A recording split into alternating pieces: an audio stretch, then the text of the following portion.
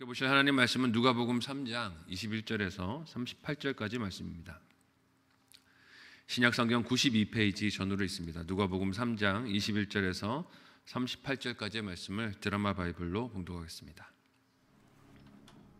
백성이 다 세례를 받을세 예수도 세례를 받으시고 기도하실 때 하늘이 열리며 성령이 비둘기 같은 형체로 그의 위에 강림하시더니 하늘로부터 소리가 나기를 너는 내 사랑하는 아들이라 내가 너를 기뻐하노라. 예수께서 가르치심을 시작하실 때에 30세쯤 되시니라.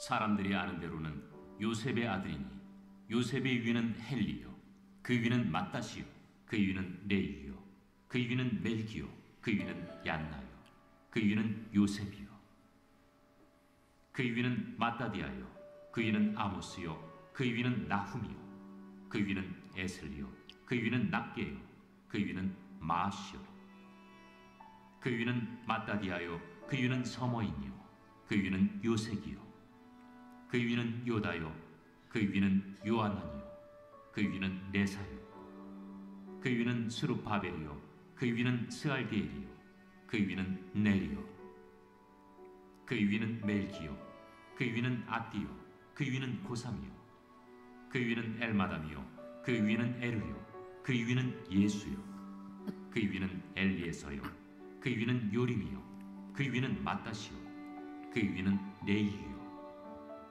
그 위는 시므온이요 그 위는 유다요 그 위는 요셉이요 그 위는 요람이요 그 위는 엘리야김이요 그 위는 멜레아요 그 위는 멘나요 그 위는 마따다요 그 위는 나단이요 그 위는 다윗이요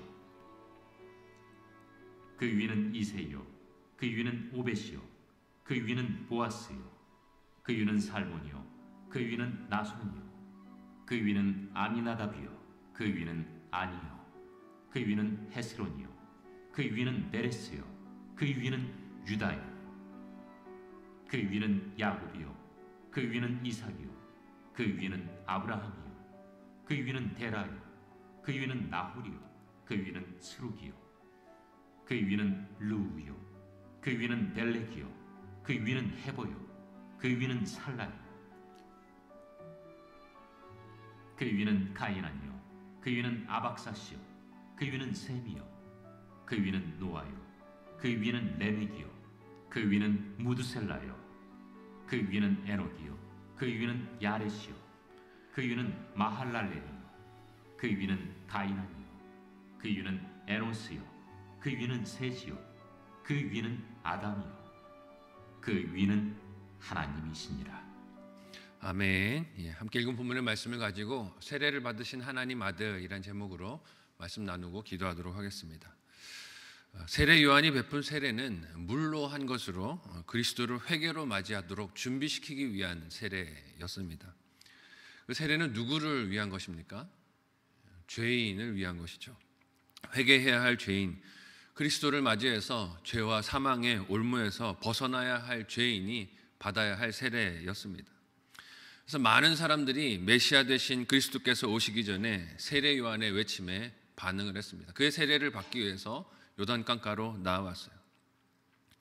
그러나 오늘 본문이 백성이 다 세례를 받았다라고 하고 있는데 이는 예외 없이 모든 사람들이 다 나와서 세례를 받았다는 뜻은 아닐 것입니다. 하나님이 택하신 사람들은 와서 받았지만 그렇지 않고 이를 거부한 사람들도 있었어요.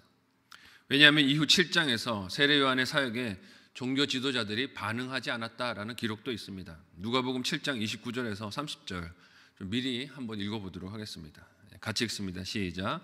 모든 백성과 세리들은 이미 요한의 세례를 받은지라 이 말씀을 듣고 하나님은 의롭다 하되 바리새인과 율법 교사들은 그의 세례를 받지 아니하므로 그들 자신을 위한 하나님의 뜻을 저버리니라. 아멘. 다 받은 게 아니었어요. 세례 요한이 광야에서 외칠 때 백성들, 세리들, 스스로를 죄인이라 여기는 자들은 나와서 그렇게 세례를 받으며 그리스도를 갈망하고 기다렸지만 바리새인과 율법 교사들은 그러지 않았다고 합니다. 이유가 무엇일까요? 나는 의인이라는 것이죠. 그런 세례 필요 없다. 나는 율법을 다 지키고 종교의식을 행하고 있으니 나는 하나님 앞에 이미 의인이다라고 생각하고 있었던 것입니다. 그러니 광야에서 기괴한 옷을 입고 남들과 다른 삶을 사는 요한의 메시지가 그들은 들을 가치가 없는 메시지라고 여겼어요.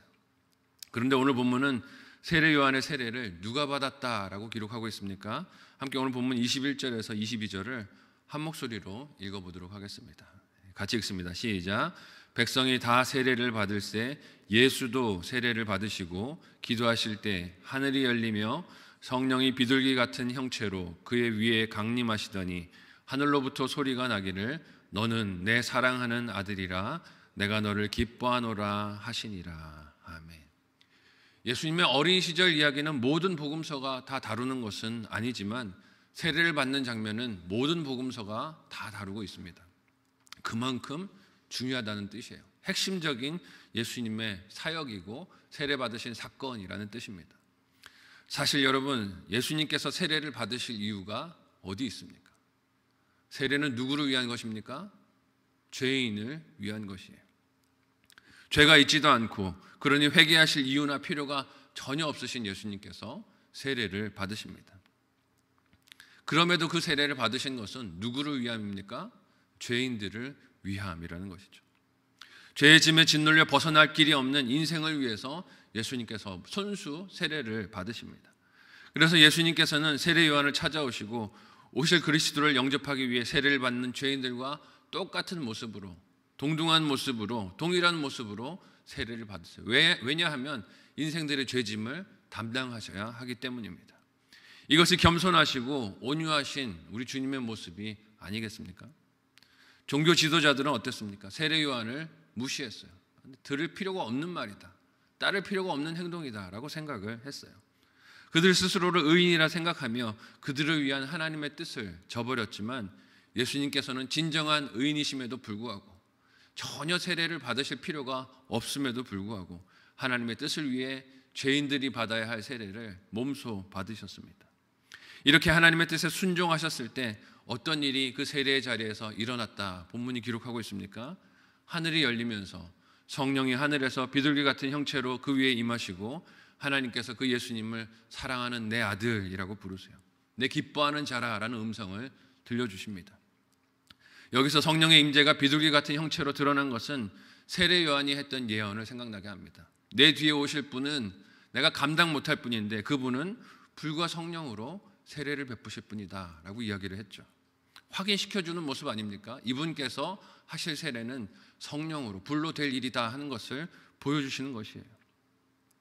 성부 하나님께서 그 증언의 진실함을 보게 해주시는 것입니다. 또한 하늘로부터 어떤 음성이 들렸다고 합니까? 예수님께서 하나님이 사랑하시며 기뻐하시는 아들이라고 하나님이 확증해 주셨다라고 해요. 이는 단지 하나님과 예수님이 아버지와 아들의 관계라 하는 것을 보여주는 것이 아닙니다. 하나님께서 창조하신 세상의 주관자, 왕 되지 않습니까? 왕 되신 하나님께서 지금 요한의 세례를 받으신 예수를 아들이라고 선언하신 것은 그가 왕으로서의 권세가 있음을 선포하시는 거예요. 이가 왕으로서 이 세상에 오셨다 하는 것을 선포하여 드러내 보여주시는 것입니다. 죄인이 죄의 권세에서 벗어나서 생명을 얻고 살아갈 길은 무엇밖에 없습니까? 평화의 왕으로 오신 예수 그리스도께 복종하고 순종하는 길밖에 없다는 것이에요. 세상 왕대로 쫓아다니고 따라다녀서는 거기서 노임받을 길이 없다는 것입니다. 오직 평화의 왕으로 오신 예수 그리스도께 순종하고 충성하고 그 말씀에 순종하는 길 외에는 죄에서 벗어날 길이 없음을 선언하십니다. 이렇게 하나님께서 예수님을 아들로 선포하시는 음성은 시편에서 하나님이 거룩한 왕을 세우셨다라고 하는 그 말씀을 떠올리고 보게 합니다. 시편 2편 6절에서 7절 말씀에 그 내용이 등장하는데 우리 같이 한 목소리로 읽어보도록 하겠습니다. 같이 읽습니다. 시작. 내가 나의 왕을 내 거룩한 산 시온에 세웠다 하시리로다. 내가 여호와의 명령을 전하노라. 여호와께서 내게 이르시되 너는 내 아들이라. 오늘 내가 너를 낳았도다. 아멘. 어려서부터 하나님 말씀을 또 시편을 줄줄 외웠던 이 유대인들은, 이스라엘 백성들은 이 말씀의 내용을 잘 알았을 것입니다. 그러니 하늘에서 너는 내 아들이다, 내 사랑하는 자다 음성이 들릴 때 무엇을 알았을까요? 이분이 메시아구나 하는 것을 알지 않겠습니까? 그들 눈앞에 계신 분이 시편에서 시인이 외친 왕이 되심을 짐작할 수 있었을 것입니다. 이미 누가는 예수 그리스도의 메시아 되심을 족보를 통해서 또 이렇게 드러내서 우리에게 보여줍니다. 함께 오늘 본문의 23절과 31절만 같이 한 목소리로 읽어보도록 하겠습니다. 같이 읽습니다. 시작.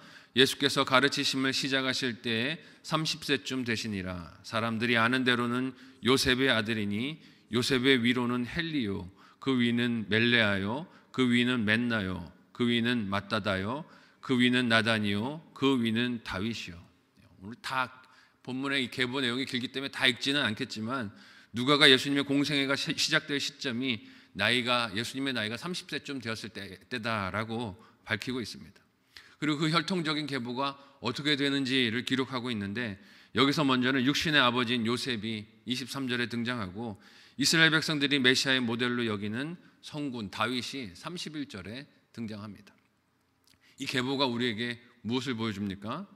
세례 요한이 증거하고 외친 예수님께서 하나님의 아들이지만 또한 선지자를 통해 예언하신 다윗의 후손으로 오신 사람이자 왕이 되심을 증거하고 있는 것입니다. 왕으로서 이 땅에 오셨다 하는 것을 보여주고 있어요. 갑자기 하늘에서 뚝 떨어진 존재가 아니라 이스라엘 나라의 역사 속에 신실하게 이어져 온 하나님의 약속과 사랑이 그리스도의 계보 속에 담겨 있음을 보여주고 있는 것입니다. 예수님의 계보가 다윗에 이르기까지 그 시간 속에 이스라엘의 역사에 어떤 일들이 있었습니까? 좋은 일들만 있지 않았어요. 나라가 번성하고 잘 되는 일들도 있었지만 슬픔도 있었습니다. 이스라엘 백성들이 나라를 잃었던 때도 있었어요. 포로로 끌려갔던 때도 있었습니다. 슬픈 역사도 있었어요. 그 괴로움의 시간들이 지나며 이스라엘 백성들은 하나님의 사랑이 떠난 것은 아닌지 걱정과 염려들도 했을 것입니다. 하지만 이 계보가 보여주는 것은 무엇입니까? 이스라엘 백성들이 잘 몰랐을 그때에도 하나님의 사랑은 변함없이 그들과 함께 동행하고 있었다는 것입니다. 그 괴로움의 시간들을 지나는 동안 하나님께서는 이스라엘을 떠나지 않고 함께 동행해 주고 계셨다는 것이에요. 여호와의 손이 짧아서 자신들을 구원하지 못한 것이 아니라는 것입니다. 그들이 버림받았던 것이 아니라는 것을 계보가 우리에게 보여주고 있어요. 그러나 예수님의 계보는 이런 이스라엘 백성의 슬프고 아팠던 역사 속에서도 하나님의 구원 계획은 흔들림 없이 이어져 오고 있었음을 보여줍니다.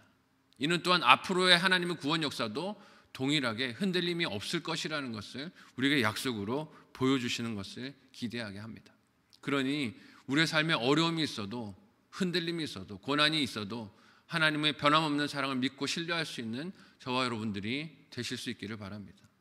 내가 잘 느껴지지 않는다고 하나님의 사랑이 없는 것이 아니에요.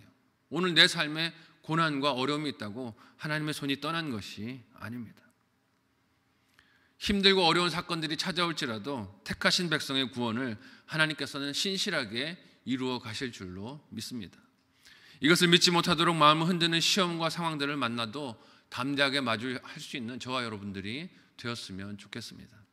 또한 누가는 예수님의 계보를 마태복음과 다른 관점에서 보여줍니다. 마태복음은 그 시작을 믿음의 조상이라고 불리는 아브라함에서 시작을 했지만 누가복음은 예수님으로부터 시작해서 거꾸로 누구에게 올라갑니까? 아담과 하나님에게까지 올라갑니다. 같은 예수님의 족보지만 등장인물의 차이, 그 시작의 차이가 나타나는 것은 마태와 누가가 예수님의 부모 중 누구를 중심으로 조명을 했는가 하는 차이가 있는 것을 봅니다. 마태는 예수님의 법률상 아버지인 요셉을 통해 그 계보를 살폈습니다. 하지만 누가는 예수님께서 성령으로 잉태되셨기 때문에 요셉 이후로 그의 장인 헬리를 말하고 있어요. 원래 마태복음에서는 요셉의 아버지가 그 야곱으로 등장을 하는데 여기서는 그렇지 않죠. 다르게 등장합니다. 의사였던 누가의 특성을 보여주는 게 아닌가 하는 생각이 듭니다. 육신적으로 볼 때 아버지였던 요셉이 사실은 아버지가 아니잖아요. 생물학적으로는 아버지가 아니죠. 왜냐하면 성령으로 잉태되셨기 때문에 생물학적으로 보면 육신의 아버지라고 할 수 없습니다.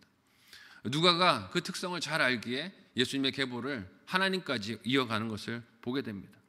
이렇게 마태복음과 다른 특징을 가지고 있는 누가의 예수님에 대한 계보는 그 끝이 아담과 하나님에게 이르게 되는데 이것은 이방인이면서 의사였던 누가가 예수님의 구원자 되심이 유대인만을 위한 것이 아니라 온 인류를 위한 것임을 강조하기 위해 사용했음을 볼 수 있습니다.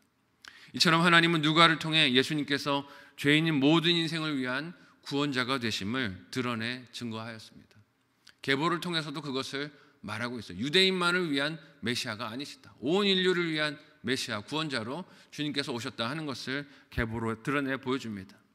이 말씀은 예수를 구주로 영접해 믿고 영원한 생명을 얻으라는 하나님의 초청이자 명령이기도 합니다. 누가가 증거한 예수님, 나를 위하여 죄인이 받아야 할 세례를 받으시고 인간의 계보 속으로 오셔서 구원자가 되신 그리스도를 온전히 믿음으로 마음에 영접하는 저와 여러분들이 되실 수 있기를 바랍니다. 마음에 끊임없이 세상의 것들이 왕처럼 보이고 주관자처럼 보이는 유혹들이 찾아올 때가 많습니다. 우리 삶의 진정한 주님이신 예수 그리스도를 따라야 하겠지만 내 삶에 다른 것이 더 안전해 보이는 유혹으로 찾아올 때가 많이 있어요. 그러나 오직 예수 그리스도만을 나의 구주로, 구원자로, 방패와 산성으로 모시고 하나님의 도움으로 일어서는 이 한 해가 되시기를 예수님의 이름으로 소원하고 축복합니다. 아멘.